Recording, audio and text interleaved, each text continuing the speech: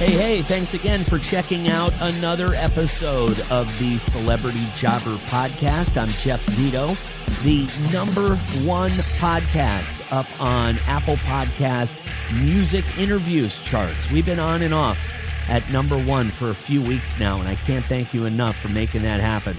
Please subscribe, would love a 5-star rating, and leave a review. Streaming on all podcast platforms, Apple Podcasts, Spotify, wherever you listen to podcasts. And you can check out the back catalog of over 100 different celebrities on celebrityjobber.com. Some great past episodes, some great guests. So I urge you to go back and check out some of the ones you may have missed. My guest this week is the lead singer of Steel Panther, described on Wikipedia as an American comedic glam metal band from Los Angeles, California, formed in 2000 as Metal Shop and then was also known as Metal School before adopting the name of Steel Panther back in 2008. The band is known for its profane and humorous lyrics and for parodying the stereotypical glam metal lifestyle. These guys have gotten quite famous over the last 10 years, and a huge following of celebrity fans, which has helped them along the way as well. These guys are like a real-life Spinal Tap. Lead singer Michael Star will tell us the origin story of Steel Panther, tell us about his big break, and not only his first job, but many of the jobs he had before hitting it big with Steel Panther. As you can imagine, this is going to be a lot of fun. Michael Star from Steel Panther is my guest this week on Celebrity Jobber. The Celebrity Jobber Podcast with Jeff Zito. If you like what you hear, please subscribe. What if these celebrities weren't famous? What would they have become? What was their first job? We're about to find out. Dude, how you doing, Jeff? I'm doing pretty good, man. You guys getting ready to go out on tour? Yeah, getting ready, man. I start packing my bag, and then I pack it, right? And then I realize I don't have any clothes to wear because it's all in my bag. So I got to get back in my bag, redo my laundry, and then put it back in the bag. And basically, I should just never take myself out of my bag, really. It's like you should just have a bag packed for touring all the time, but then what are you going to wear? I mean, you don't have that many. How much rock and roll clothes does one have? Jeff, I pick out my favorite things I like to wear and put them in the bag, and then I want to wear those things again when I'm home. So it's hard, man. Trying to be prepared is just not my thing. I'd rather just show up with my stage clothes on and rock. Right. Well, I mean, this has been going on for quite some time with you guys. I mean, it's pretty amazing the popularity that Steel Panther has gotten over the past few years, because, I mean, it's not amazing. I mean, you guys are talented. You're fun. And I think that's maybe something that, we need to focus on. So since Steel Panther is a fun band, when did you guys kind of come up with the idea of a fun, satirical rock band? That's a great question, man. And I can answer it in a short version or a long version. I'm going to do the medium version because it's important to start from the beginning, right? Right. So when we first started out, it was like grunge had just taken over heavy metal. And heavy metal, if you were in a heavy metal band, people started making fun of you. Kind of like if you were in Nickelback, right? Right. And it was like that thing going on. But we're like, you know what? We like Nickelback. Or we're like, we love heavy metal. We didn't cut our hair. We kept playing. And we kept playing heavy metal, and people made fun of us. And we're just like, hey, we're going to bring heavy metal back. And really at the core of it, all four of us at that time, all were just having fun anyways. So we just brought it on stage, and we started making fun of ourselves. And people started making fun of the fact that we were making fun of ourselves. And then we would start just pointing out all the absurdity and excessiveness of the 80s that was funny about it, and just started talking about it because it was funny. I mean, you think about a girl dancing on a Jaguar and you're like, wait, what? Why is she on the hood of the car dancing? This is so weird, right? It's funny as hell. But at the time it was like, this is so metal, and just became kind of funny. And we just kind of just kept doing it. And just people would say to us, shut up and play some music. We're talking, And we're just like, I think the longest time we had in between a song was 25 minutes. Wow. And the only reason I know that is because our drummer times everything. Right. So he makes sure that we start on time and we end on time and we're on time. So yeah, that's the record we held. And, you know, we just really, at the core, we like to have fun. We like to crack jokes, and we pretty much do the same stuff backstage. And then we just kind of developed it over the years. And then people started calling us a comedy show. Right. And we're like, really? Right. Comedy? We're not comedians. Really? And then we just kind of, you know, once it got bigger and we started playing really big shows, and we realized that a lot of the quick stuff that we were doing worked in a small venue, we couldn't do that anymore. We had to slow it down and really just kind of make everything a little bit bigger, and it was different. So you had to really kind of plan out like a outline of what you're going to do, and then you can kind of use improv in between all that. So Right.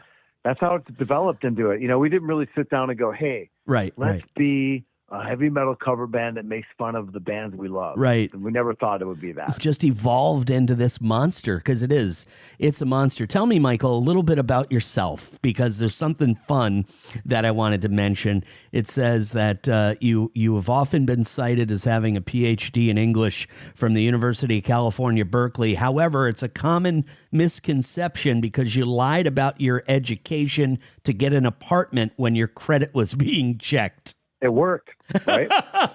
It worked. It worked. I got the apartment. And to this day, people come up to me and go, hey, I can't believe you write all those great lyrics. I go, yeah, man. And they're like, oh, it's because you're an English major, right? And I go, no, it's because Satchel wrote them, dude. I'm just singing them. That's what I do, bro. I'm a wordsmith. I don't make them up. I just sing them. But no, it's just that truth of the matter is, with that PhD thing, I never put that up. And then Satchel kept reading. He goes, you put that up. And I go, no, I didn't put that up. I did not graduate with a degree in English literature. Clearly, right? And Satchel was like, oh my God, I can't believe that's up there. And then somebody tried to take it down, and that's what they put up there. So where did you go to school? Did you go to college, Michael? Yeah, for 2 weeks. I really did. I went there for 2 weeks, and I realized, you know what? This is not what I want to do. And I remember clearly I met this girl. She was really cute, and she's like, you want to go to the beach? And I'm like, yeah, I want to go to the beach. So we got out of our class, got our bags, and drove to the beach, and I never went back. And I want to be in a band, and I want to surf. What did you think you were going to do when you said, okay, I'm going to give this college thing a shot? You graduated high school. You're probably playing in bands when you're in high school, interested in music. But when you did go to college for those 2 weeks, what did you think? Well, no, the reason I thought that is I thought, look, that's what I was taught. Yeah. You get a job, you support yourself, which is something I always have done. But then you got to get schooled, and you got to learn a trade, at least something to fall back on in case something happens with the music. But I was like, you know what? I don't want to do anything else. I want to support my dream by working. I don't mind working, but I want to rock. I don't want to waste my time learning a trade that I already know a trade. I know how to sing. I'm going to get paid by singing. And that was my goal, and I achieved it. What about a regular job ever, Michael? Can you tell me like your first job and anything outside of rock and roll that you've done? My first job was when I was 11, 12 years old. I had a paper route, and I delivered papers, and I bought whatever I wanted with the money. My next job was when I moved to California. I worked at a bakery, and I hated it, so I quit. And then I worked at McDonald's, and I hated it, and I quit. And then I worked at Wendy's, and I hated it, and I quit. And then I realized I don't want to work at these fast food places. I don't want to work in construction. So I moved up to LA, and I got a job at a place, a company called Film Tracks. And what they did is they placed music in the movies and shows. And so I started working there as just a receptionist, like an intern job, basically. And then I ended up moving to work at Capitol Records.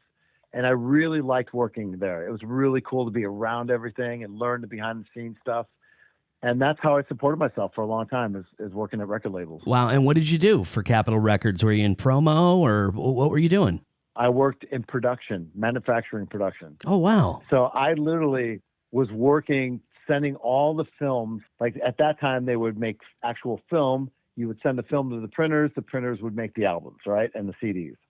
So my job was to send all the film to different territories around the world and change out all the barcodes and stuff.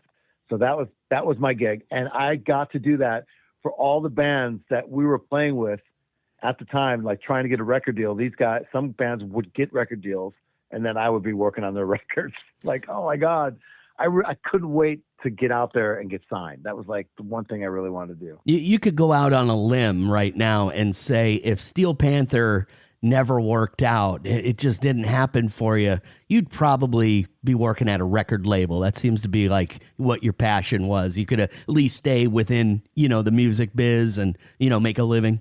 Yeah, I think it could have morphed into something else, but I think that at the time that would have been a great opportunity for me to continue on. But I just really, that's a corporate kind of world, but it's the coolest corporate world you could be in. I really enjoy singing. I really do. And I think that, my mom taught me, she goes, look, if you want to make it in the music business, you need to live in Hollywood. And I was like, all right. So I moved up there and I did it.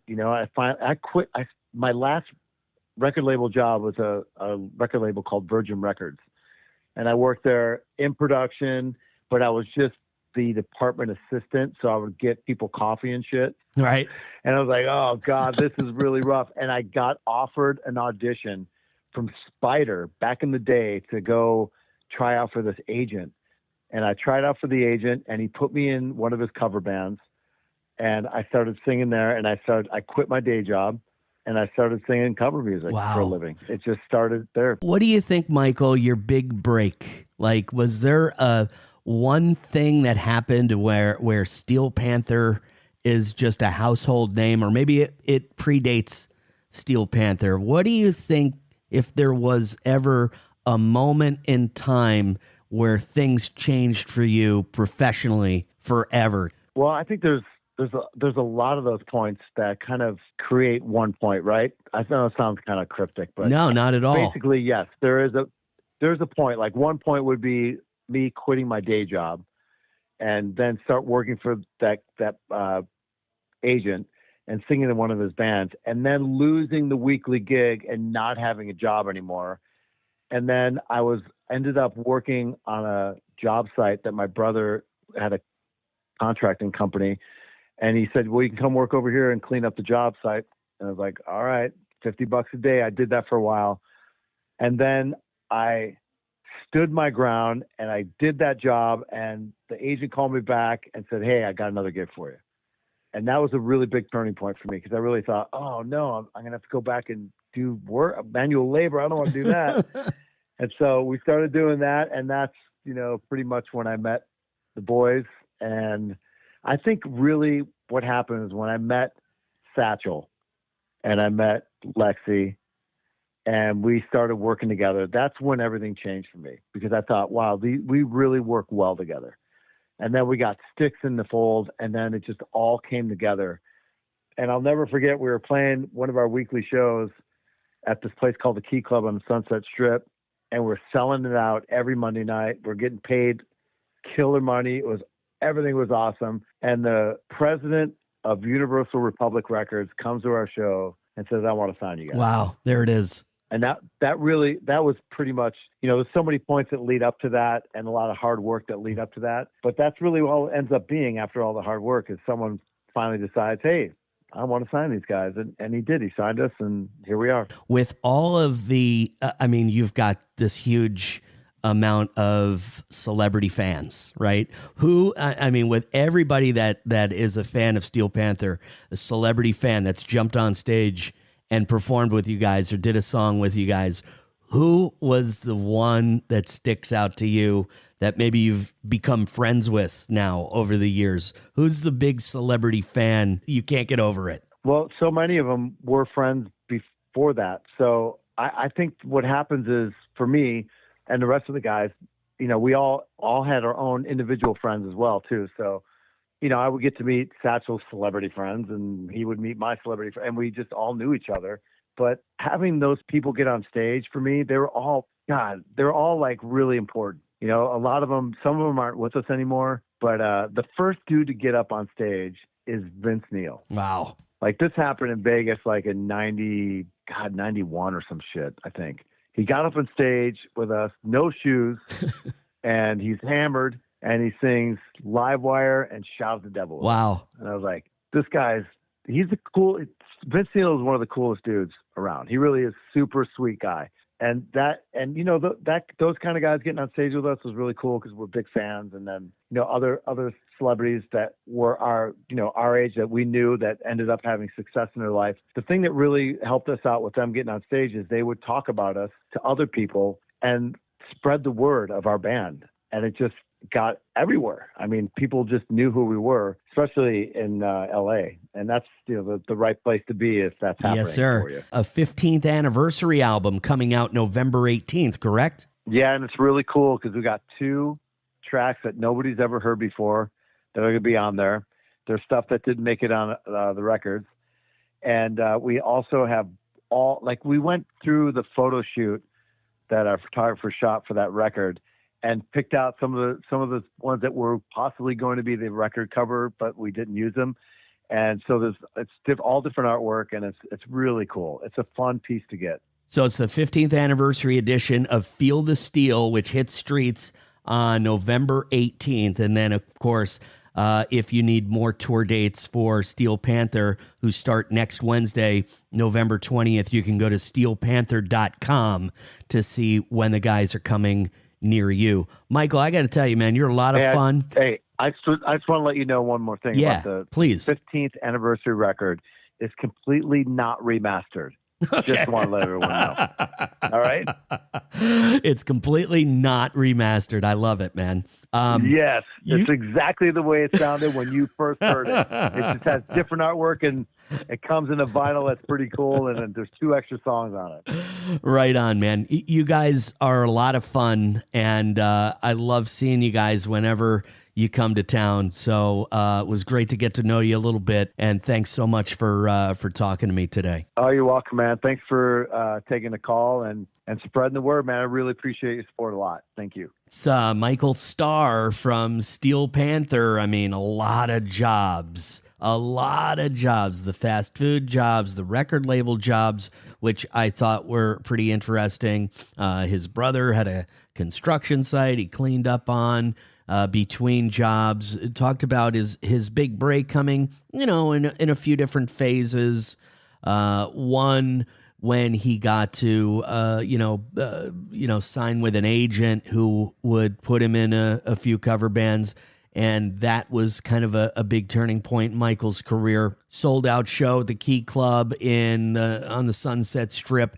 And he said the president of Universal Records comes to that show and says, I want to sign you. I mean, pretty much a life-changing event at that point in time, I would say, for Michael Star and the band Steel Panther, which didn't necessarily start out like, a satirical rock band. That wasn't their plan.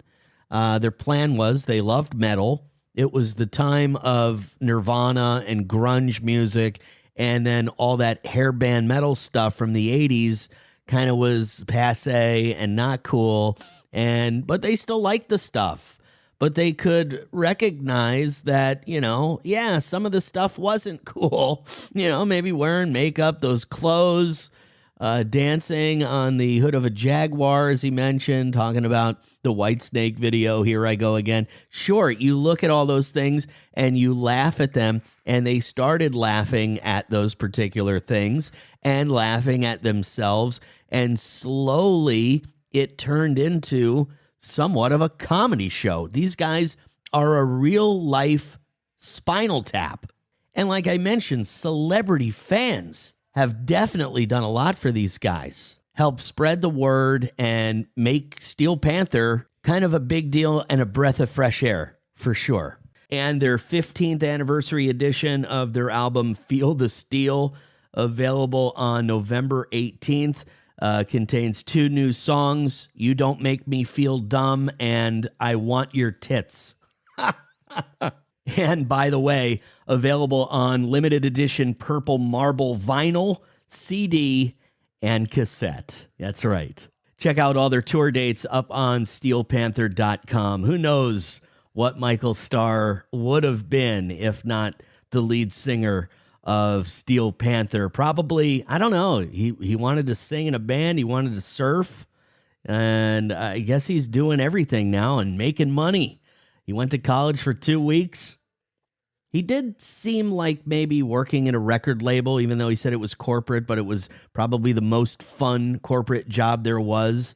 That could have been a career path for Michael Star of Steel Panther, but who knows? Good thing he made it. He doesn't have to wonder about what he would have been doing. Man, thank you for checking out another episode of the Celebrity Jobber Podcast. It is one of the top shows on Apple Podcast in music interviews and music podcast charts. We've been number one in music interviews on and off for weeks now, so thank you so much for that. Please subscribe. Would love a 5-star rating and leave a review. We're on all podcast platforms, including Apple Podcasts, Spotify, or wherever you listen to podcasts. Past episodes are up on CelebrityJobber.com, and follow the Celebrity Jobber Podcast on Instagram. That's CelebrityJobber_podcast, or YouTube.com/@CelebrityJobber. So, do you remember back in 1989, one of the biggest songs of the summer from a rapper called the Young MC? Remember that song, Bust a Move? It was featured in the movie The Blind Side and a ton of other movies. I can't even tell you how many other movies that song was featured in. And it was a huge hit 35 years ago. The Young MC will be my guest next week right here on Celebrity Jobber. So really excited to share that with you. Until then, have a great week. And thanks again for listening. I'm Jeff Zito.